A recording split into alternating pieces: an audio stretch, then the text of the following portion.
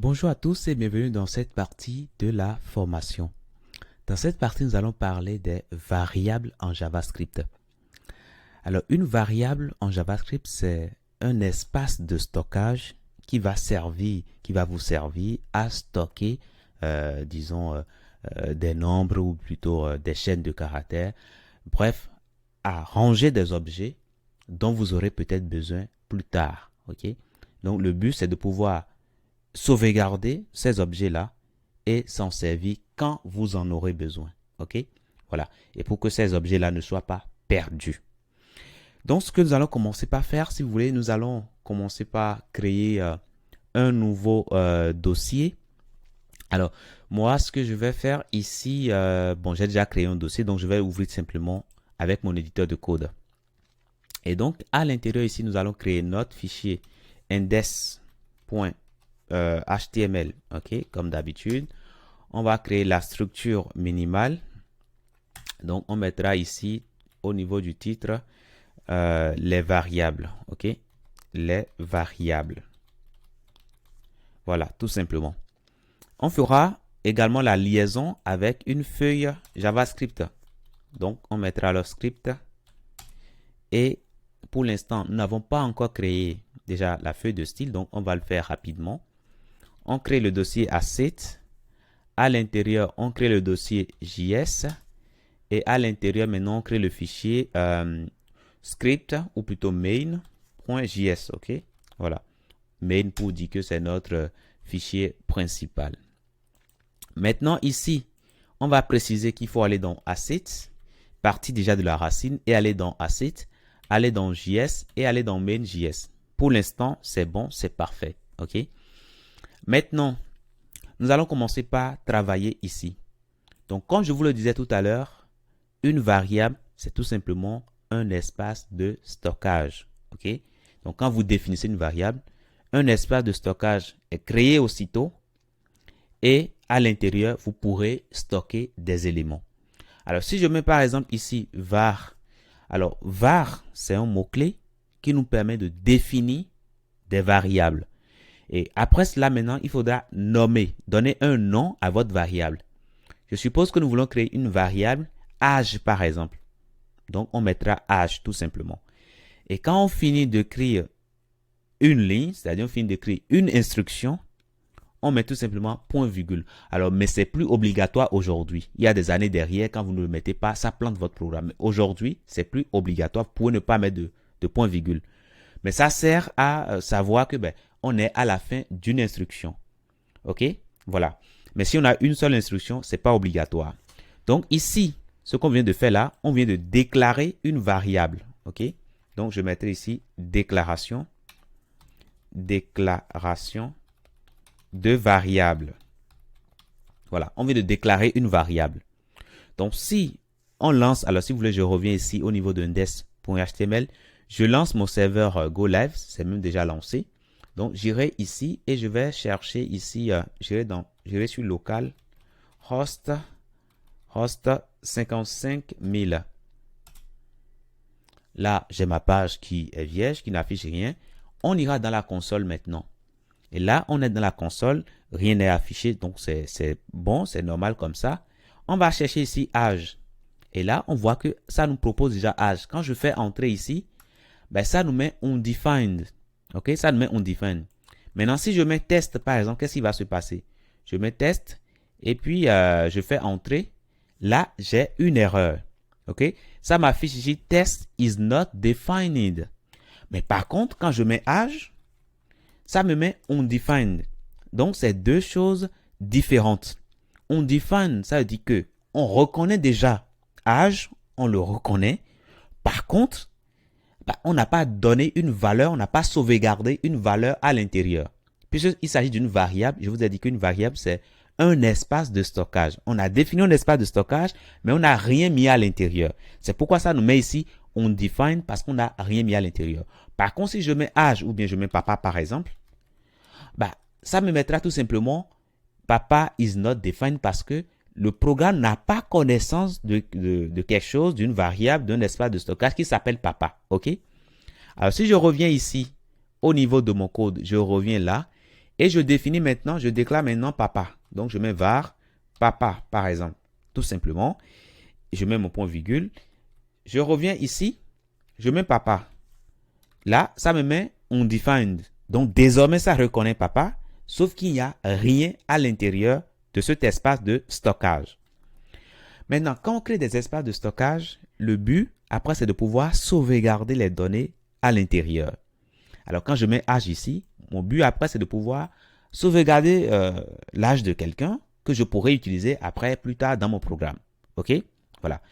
Donc, pour mettre quelque chose, pour sauvegarder une valeur, un élément, par exemple, dans une variable, on va mettre ici déjà le nom de la variable, donc âge, et on met égal, et on met la valeur qu'on veut mettre dedans. Alors, si c'est un nombre, on met le nombre directement. Je suppose que là, c'est 25, donc on met 25 tout simplement. Si je reviens ici, parce que j'ai Five serveurs, donc la page s'est rechargée, ça, je n'ai plus à le redire. Je mets H ici. Qu'est-ce qui se passe? Ben, ça m'affiche 25.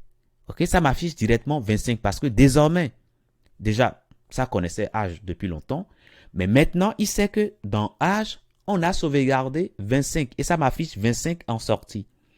Donc, si je change, par exemple, je suppose que désormais, l'âge de ma personne, c'est plutôt 45, par exemple.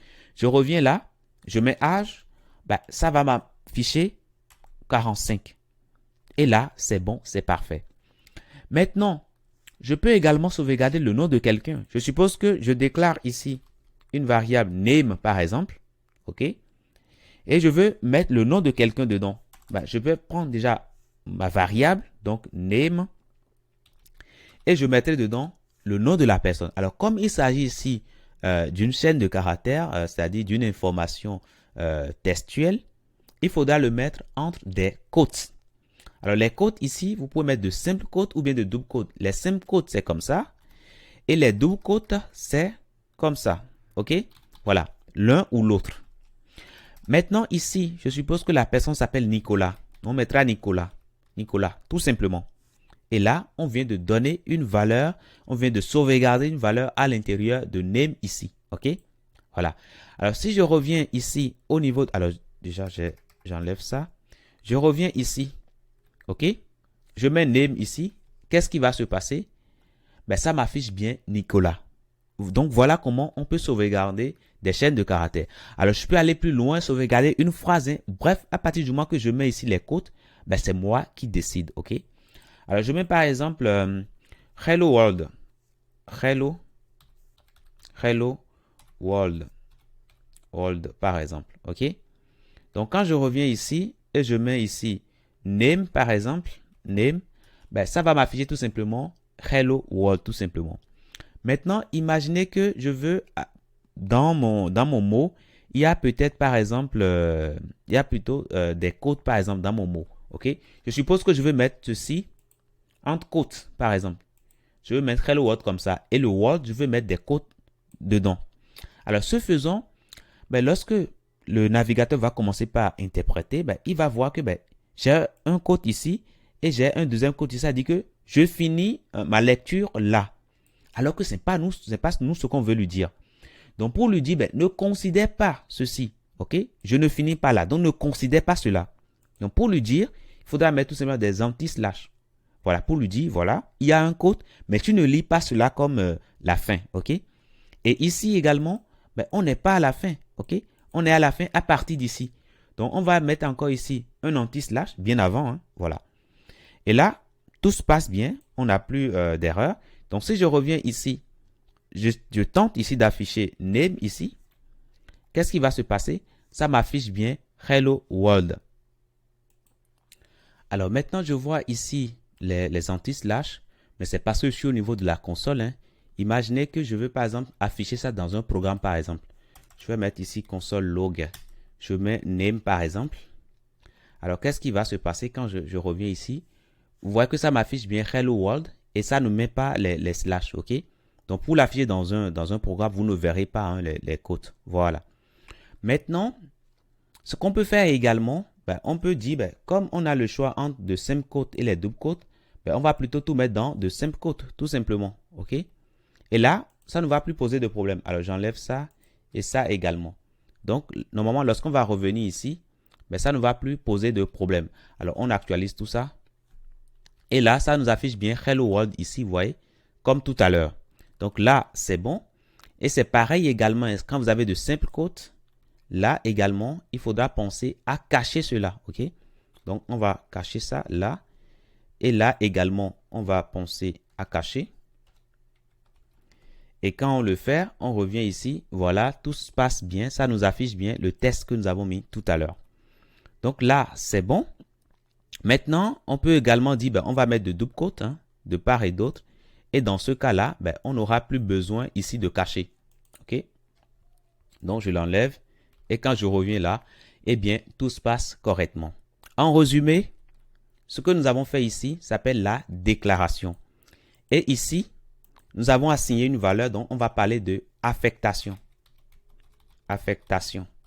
Voilà, on affecte une valeur à une variable. Voilà. Maintenant, on peut faire les deux ensemble. OK? On peut faire les deux ensemble. Donc, pour faire les deux ensemble, alors si vous voulez, je peux enlever. Bon, je vais continuer tout simplement. Je vais créer une variable, par exemple, qui va s'appeler first name. Donc, je mettrai alors first name. Alors, bien entendu, il ne faut pas mettre de l'espace dans les noms de variables. Ça ne marchera pas. OK? Donc, voilà. Il faudra mettre également des tirets. Hein, ça ne marchera pas. Vous pouvez mettre des underscores. OK? Voilà. Donc, là, c'est bon. Donc, on met first name. Et on peut lui assigner directement une valeur. Je suppose que le first name ici, c'est toutou par exemple. Ben, on mettra toutou tout simplement. Et si on veut l'afficher, ben, on peut mettre console log first name. Et là, si on revient ici, voilà, tout se passe bien, ça nous affiche bien toutou. Donc voilà pour ce que je tenais à vous dire dans cette partie. Ce qui est important de retenir ici, c'est la déclaration qui crée de l'espace. Et après, il y a l'affectation qui met une valeur, qui met un élément dans la partie qui est réservée. OK? Voilà. Et désormais, une fois que vous sauvegardez, vous pouvez l'utiliser dans votre programme. OK? On a vu qu'on pouvait sauvegarder des nombres simples, mais on peut également sauvegarder des chaînes de caractères. Et dans ce cas-là, il faudra penser à mettre de simples quotes ou bien de doubles quotes. OK? Au début et à la fin. Je vous dis merci et à tout de suite.